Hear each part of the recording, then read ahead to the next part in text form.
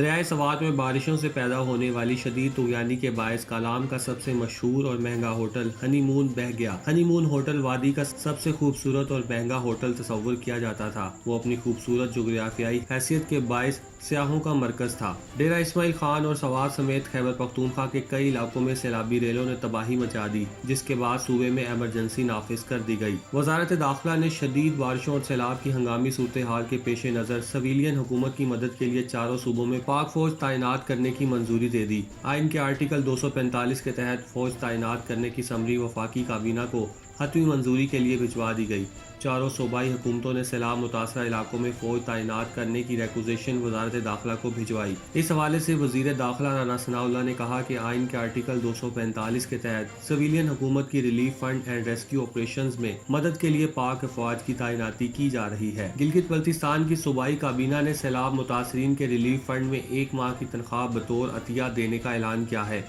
تفصیلات کے مطابق گلگت بلتستان کی حکومت CSGB کی 5 دن کی تنخواہ ریلیف فنڈ میں بطور عطیہ کرے گی، جبکہ شعبہ ہیلتھ اور تعلیم کے علاوہ دیگر تمام سرکاری ملازمین بھی اپنی تنخواہ عطیہ کریں گے۔ اس حوالے سے بتایا گیا کہ 19 سے 20 گریڈ کے سرکاری ملازمین 3 دن جبکہ 16 سے 18 گریڈ کے سرکاری ملازمین 1 دن کی تنخواہ ریلیف فنڈ میں بطور عطیہ کریں گے۔ 5 افراد مدد کا انتظار کرتے سیلاب میں بہہ گئے، ہیلی کاپٹر کہیں اور مصروف تھا۔ کئی برسوں کے بدترین سیلاب کا سامنا کرتے پاکستان میں سوشل ٹائمز لائنز پر شدید بارشوں، سیلاب اور اس کی تباہ کاریاں باقی ہر موضوع پر غالب ہیں۔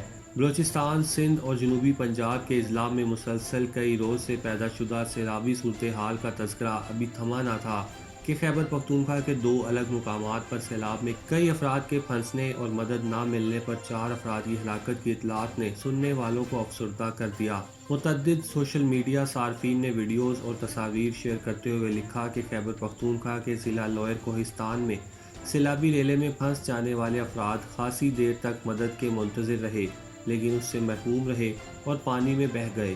کئی سوشل میڈیا صارفین نے واقعے کا ذکر کرتے ہوئے ضلعی انتظامیہ اور صوبائی حکومت کو بروقت مدد فراہم نہ کرنے پر کڑی تنقید کا نشانہ بھی بنایا۔ متعدد ٹویٹس نے لوئر کوہستان واقعے میں مدد سے محروم رہ کر ڈوبنے والے افراد کا تذکرہ کرتے ہوئے شکوہ کیا گیا۔ شہری ڈوب رہے تھے جبکہ ہیلی کاپٹر کہیں اور مصروف تھا۔ یہ تبصرے اس وقت کیے گئے جب کئی دنوں سے سیلابی صورتحال کا سامنا کرتے چترال، دیر اور ملحقہ اضلاع جانے کے بجائے جمعے کو وزیر اعلیٰ پنجاب نے تحریک انصاف کے سربراہ عمران خان کے ساتھ صوبے کے جنوبی علاقوں ڈیرہ اسماعیل خان اور ٹانک کا فضائی دورہ کیا۔ کوہستان واقعے پر تبصرہ کرتے ہوئے ضلع لوئر کوہستان کی انتظامیہ نے اسے افسوسناک قرار دیتے ہوئے معاملے کی تصدیق کی، البتہ ساتھ ہی یہ وضاحت بھی کی کہ سناگئی دبیر میں 4 افراد کی ہلاکت کا واقعہ ایسے وقت میں پیش آیا جب دبیر ہائیڈرو پاور پروجیکٹ ڈیم کے حکام نے ٹنل گیٹ بند کرنے کی اطلاع دی۔ ڈپٹی کمشنر کوہستان لوئر سے منسوب بیان کے مطابق ایمرجنسی صورتحال میں ہیلی کاپٹر کے لیے درخواست کی گئی، لیکن موسم اور مختصر وقت کی وجہ سے امدادی کام کے لیے ہیلی کاپٹر مہیا نہیں ہو سکا۔ 5 میں سے 1 نوجوان کو رسی کی مدد سے ریسکیو کر لیا گیا، جبکہ 4 کو نہیں بچایا جا سکا۔ زندگی سے محروم ہونے والے افراد میں چچا بھتیجا جبکہ 2 ایک ہی گاؤں کے تھے۔ دوسری جانب وزیر اعلیٰ خیبر پختونخوا اور سرکاری ہیلی کاپٹر کی مصروفیات کا ذکر کرنے والے ٹویٹس نے شکوہ کیا کہ لوگ ڈوب گئے جبکہ ہیلی کاپٹر وزیر اعلیٰ کے لیے ٹانک بھجوا دیا گیا۔ میں نے کل بھی پنجاب کے CM چودھری پرویز الہی سے بات کی تھی، ان سے بھی ہم پورا کانسنٹریٹ گورنمنٹ کی ہوگی کہ جو علاقوں کے اندر نقصان ہوا ہے، DG خان اور راجن پور میں خاص طور پہ جدھر زیادہ نقصان ہوا ہے ادھر وہ پورا زور لگائیں گے۔ سندھ اور بلوچستان بہت متاثر ہوئے، سندھ کے اندر تو سب سے زیادہ اس وقت نقصان ہے اور اس کے لیے ساری قوم کو مل کے اس کا سامنا کرنا پڑے گا۔ جو بھی ہماری فیڈرل گورنمنٹ ہے اور جو 2 پروونشل گورنمنٹس ہیں بلوچستان کی اور سندھ کی، ان کو اس وقت پورا ساری کانسنٹریشن کرنی پڑے گی، سب کچھ چھوڑ کے۔ سندھ میں خاص طور پہ جس طرح کی تباہی مچی ہے، سب کچھ چھوڑ کے ان کو، جو لوگ اس وقت بہت مشکل میں ہیں، ان کے لیے ان کی مدد کرنی چاہیے۔ میرے پہ بڑا پریشر پڑا ہوا ہے کہ میں چندہ اکٹھا کروں اس کے لیے، فلڈز کے لیے۔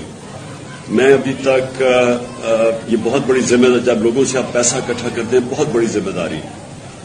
تو میں جب تک مجھے پورا نہ پتا چلے کہ میں اس پیسے کو کدھر لگا سکتا ہوں جس سے لوگوں کو فرق پڑے، میں پیسہ اکٹھا کرنے سے گریز کرتا ہوں، کیونکہ میں ویسے اور اپنی شوکت خانہ تیسرے ہاسپٹل کے لیے بھی پیسہ اکٹھا کر رہا ہوں، اور اس کے لیے بھی نمل یونیورسٹی کے لیے، اور دوسرا القادر یونیورسٹی، اس کے لیے بھی سب خیراتی ادارے ہیں، یعنی ساروں کے لیے، عام لوگوں کے لیے، مستحق لوگوں کے لیے مفت تعلیم بھی اور شوکت خانہ میں مفت علاج بھی ہے. تو اس لیے جب میں کوئی نئی پروجیکٹ لیتا ہوں کہ اگر اس کے لیے ہمیں پیسہ اکٹھا کرنا ہے تو میں یہ پہلے سوچتا ہوں کہ کیا میں وہ پیسے کو پہلے تو دیانتداری سے خرچ بھی کر سکتا ہوں، کون سے پروجیکٹ کے لیے.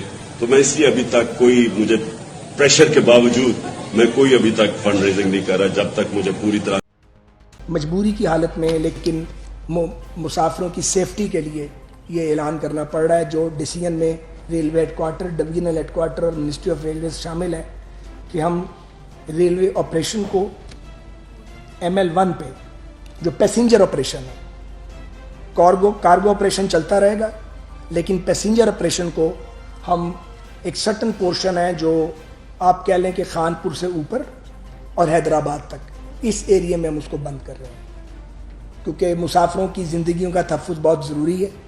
تو ابھی جو ٹرینز، ایک ٹرین لانڈی تک آ گئی تھی، اس کو ہم واپس لے کے اب جا رہے ہیں، اور جو 4 بجے والی ٹرین تھی ان کو بھی انٹیمیٹ ہم نے کیا ہے کہ پیسے ہم پورے ریفنڈ کریں گے، لیکن ہم لوگوں کی زندگیوں کا رسک نہیں لے سکتے. البتہ یہ جو ML1 ہے، اس پہ پشاور سے لے کے ملتان تک آپریشن جاری رہے گا. ML2 اور ML3 آلریڈی بہت سے ان کے ایریاز انڈر واٹر ہیں. ML3 پہ ایک بڑا برج ٹوٹ چکا ہے، اور وہ برج جو ہے وہ بڑا مضبوط برج تھا، گو کہ بہت پرانا تھا، لیکن وہ بالکل فٹ برج تھا، لیکن اتنا شدید طوفان آیا کہ اس سے وہ گر گیا ہے. اس کے لیے ہم نے NLC سے بات کی اور ہنگامی بنیادوں پر ہم اس کو بنائیں گے، لیکن آبویسلی فلڈڈ سچویشن میں آپ برج تعمیر نہیں کر سکتے. تو جو زحمت ہوگی اس سے مسافروں کو، اس کے لیے ہم معافی چاہتے ہیں، معذرت خواہ ہیں، لیکن ان کی زندگیاں امپورٹنٹ ہیں. خدا نہ خواستہ کہیں ٹرین اگر ہو جاتی ہے، ٹریک سے نیچے اتر جاتی ہے، تو ریلیف آپریشن کرنے کے لیے تو پھر کشتیاں لانی پڑیں گی. تو بہتر یہ تھا کہ اس کو ہم وقتی طور پہ جو پیسنجر آپریشن ہے اس کو ہم سسپینڈ کریں سرٹن پارٹ جو سندھ کا ہے. تو پھر یہ ہوگا کہ کراچی سے لاہور اور لاہور سے کراچی جانے والی ٹرینیں اب اس روٹ پہ نہیں جا سکیں گی. پشاور سے لے کے تو ملتان تک ٹریفک جاری رہے گا، اسی سے کراچی، حیدرآباد، میرپور خاص بھی آپریشن جاری رہے گا. تو یہ ایک ڈیسیژن ہمیں مجبوراً کرنا پڑا. اس کے علاوہ یہ فیصلہ ہوا کہ جتنے میجر بریجز ہیں ریلوے سسٹم پہ، وہ اگلے 72 گھنٹے میں ہم ان کو دوبارہ ریوزٹ کر رہی ہیں ہماری ٹیمیں، اور ہم بالکل لینتھ تک جا کے دیکھیں گے کہ وہ ان کی پوزیشن کیا ہے. فلڈڈ سچویشن میں ہم کوئی رسک لینے کے لیے تیار نہیں ہیں. البتہ ریلویز کل رات تک یہ فیصلہ کرے گا کہ جو روٹ بند تھے اور جن پہ عرصے سے ٹرین نہیں چل رہی تھی، مسافروں کی سہولت کے لیے کیا ہم وہاں پہ شٹل ٹرین چلا سکتے ہیں جہاں سیلاب نے ہٹ نہیں کیا ہمارے ٹریک کو. اس کا ہم کل تک انشاءاللہ تعالی فیصلہ کر لیں گے. تو یہ تو ریلویز کی بات تھی.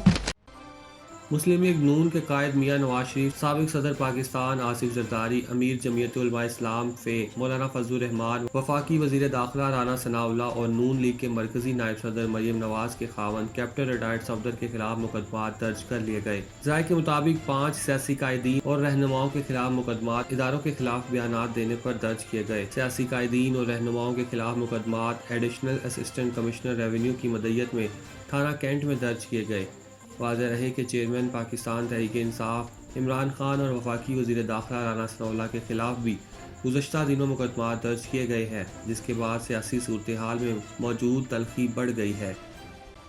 ایشیا کپ 2022 سے آغاز سے محض ایک دن پہلے قومی ٹیم کو ایک اور بڑا دھچکا لگ گیا. PCB ترجمان کے مطابق قومی ٹیم کے نوجوان آل راؤنڈر محمد وسیم جونیئر کمر کی تکلیف کے باعث ایشیا کپ سے باہر ہو گئے. انہوں نے بتایا کہ محمد وسیم کی جگہ حسن علی کو قومی ٹیم میں شامل کر لیا گیا ہے. وہ پہلی دستیاب فلائٹ سے دبئی پہنچ کر قومی اسکواڈ کو جوائن کریں گے. خیال رہے کہ حسن علی کو ابتدائی طور پر آؤٹ آف فارم ہونے کے باعث قومی اسکواڈ کا حصہ نہیں بنایا گیا تھا. PCB ترجمان کے مطابق محمد وسیم جونیئر اب اپنا ریہیب مکمل کریں گے. پاک انگلینڈ سیریز کے لیے PCB کا میڈیکل پینل ان کی انجری کا دوبارہ جائزہ لے گا. انہوں نے کہا کہ MRI رپورٹ آنے کے بعد محمد وسیم کو ایشیا کپ میں آرام دینے کا فیصلہ کیا ہے.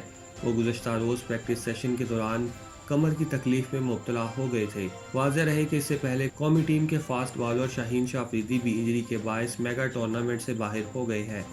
شاہین شاہ افریدی کی جگہ محمد حسنین کو ٹیم میں شامل کیا گیا ہے۔ یاد رہے کہ ایشیا کپ میں پاکستان اپنا پہلا میچ 28 اگست کو روایتی حریف بھارت کے خلاف کھیلے گا۔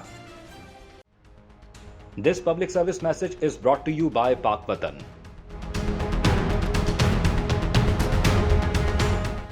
وزیر اعظم شہباز شریف نے ملک کے مختلف حصوں میں شدید بارشوں کے نتیجے میں آنے والے سیلاب سے متاثرہ افراد کے لیے امدادی فنڈ قائم کر دیا۔